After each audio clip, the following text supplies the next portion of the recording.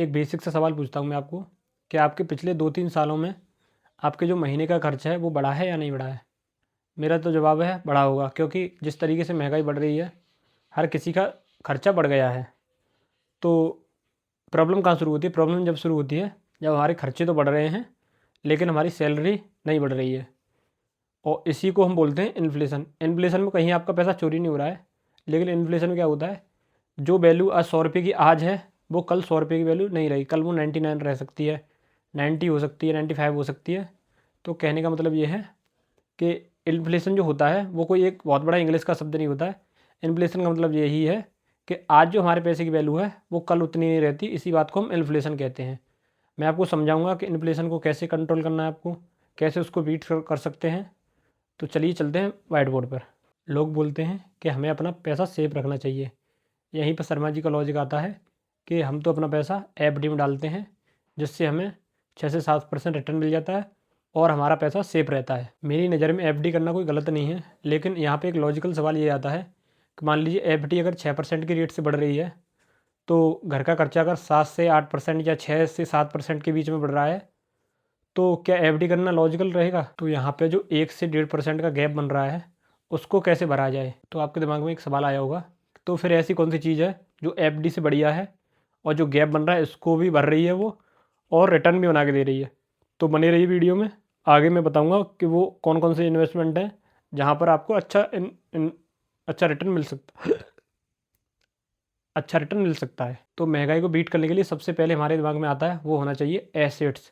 जितने ज़्यादा हमारे पास एसेट्स होंगे उतने ही हम महंगाई को भी एडजस्ट कर पाएंगे और अपने जो मार्जिन होंगे उनको भी बढ़ा पाएंगे। तो एक एक करके देखते हैं। एसेट का काम होता है महंगाई के साथ साथ में बढ़ना, और सबसे अच्छा एसेट वो होता है जिसमें आप बिजनेस का हिस्सा बन जाएं। मान लीजिए आप किसी एक चाय की दुकान को चला रहे हैं, सबसे सिंपल। तो मान लीजिए चाय पत्ती के दाम महंगे हुए, दूध के दाम महंगे हुए और चीनी के दाम महंगे हुए।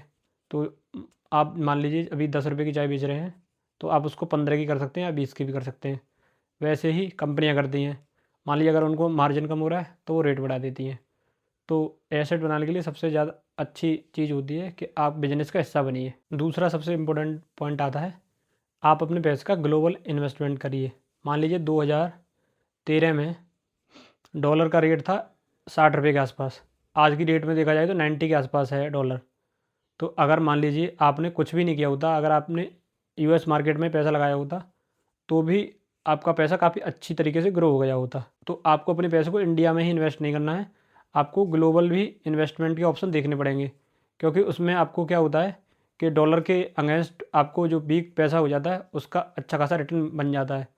तो आप ध्यान दीजिए, आप इंडिया में भी इन्वेस्टमेंट करिए, और अगर ग्लोबल में कर सकते हैं तो ग्लोबल में और ज़्यादा बढ़िया रहता है, क्योंकि जो यूएस की मार्केट है वो इंडिया की मार्केट से बहुत बड़ी है और थोड़ी वहाँ पे स्टडी ग्रोथ भी होती है। तो आप ध्यान दीजिए कि इंडिया में इन्वेस्ट ना करके आपको इंटरनेशनल भी इन्वेस्टमेंट चालू करनी चाहिए, जिससे आप ग्लोबल मनी का बेनिफिट ले सकें।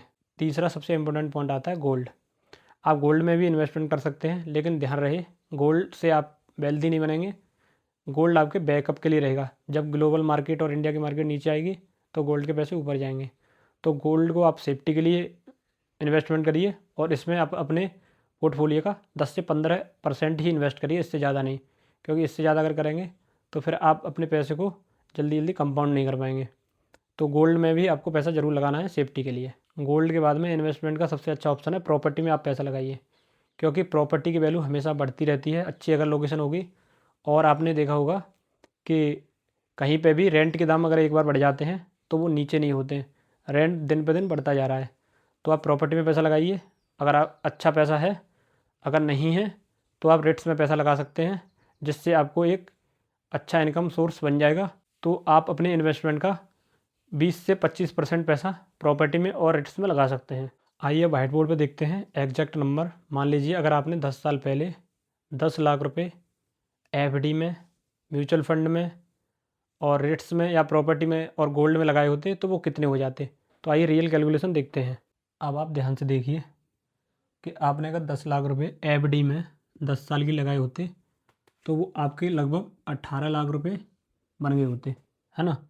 वहीं आपने अगर गोल्ड में लगाए होते तो वो आपके 20,60,000 रुपये हो गए होते। वहीं प्रॉपर्टी में अगर आपने 8% की रेट में लगाए होते तो 21,60,000 रुपये हो गए होते, है ना। ये 17 होते यहाँ पे, यहाँ 20 होते, यहाँ 21 होते। और वहीं अगर आपने म्यूचुअल फंड के एवरेज 12% का रिटर्न मान के अगर आपने लगाए होते तो वही 10 लाख रुपये आपके 31 लाख रुपये हो गए होते। तो आपको डिफरेंस समझ में आ रहा होगा कि इन्फ्लेशन को कौन हराता है। अभी यहाँ पे अगर मान लें हम कि ये इन्फ्लेशन 5% है, तो अगर रियल कैलकुलेशन करेंगे ना हम, तो यहाँ पे हमारा रियल रिटर्न निकल के आएगा, यहाँ पे 1% निकल के आएगा, यहाँ पर 2.5% निकल के आएगा, यहाँ 3% निकल के आएगा और यहाँ पर 7% निकल के आएगा। तो ये टेबल देखने के बाद में आपको क्लियर समझ आ गया होगा कि इन्फ्लेशन को कौन हराता है। ना ही एफडी हराती है, ना ही गोल्ड हराता है, ना ही प्रॉपर्टी। इन्फ्लेशन को हराता है तो ओनली इक्विटी म्यूचुअल फंड। तो मैं आपको सजेस्ट करूँगा कि आप म्यूचुअल फंड में पैसा लगाएं, लेकिन आप अपने एडवाइज़र से एडवाइज लें और या फिर अपना खुद से रिसर्च करें, है ना, तभी पैसा लगाएं।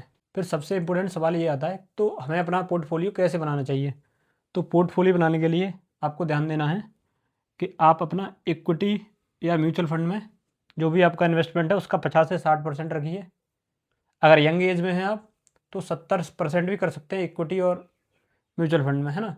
70 भी कर सकते हैं, 80 भी कर सकते हैं, क्योंकि आपके पास में 20 से 25 साल हैं, तो 20-25 साल बहुत होती है कंपाउंडिंग के लिए। फिर आपको एफडी में या डेट फंड में या पीपीएम में 25 से 30% पैसा रखिए। ये पैसा किस लिए रहेगा, ये पैसा रहेगा आपकी जब आप रिटायरमेंट लेंगे तो ये पीपीएफ में लॉक इन रहता है और एफडी में भी लॉक इन रहता है, तो ये पैसा आपको रिटायरमेंट में काम आएगा। और आप रिट्स में या गोल्ड में आप अपना 10 से 15% पैसा लगाइए, जिससे आपके पास में बैकअप बना रहेगा।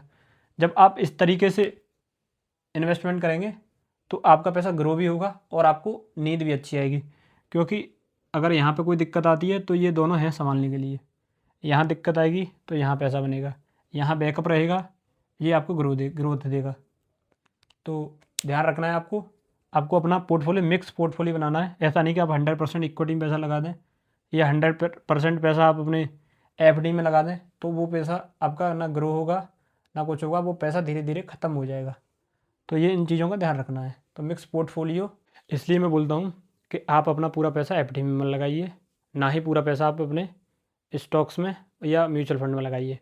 आप अपने पैसे को डाइवर्सिफाई कीजिए, जिससे आपको ग्रोथ भी मिले और सेफ्टी भी बनी रहे। अगर वीडियो हेल्पफुल लगी हो तो चैनल को सब्सक्राइब ज़रूर कर देना, क्योंकि मेरा टारगेट है 2026 में मुझे 100K तक पहुंचना है, जो सिर्फ आप लोग ही पहुंचा सकते हो।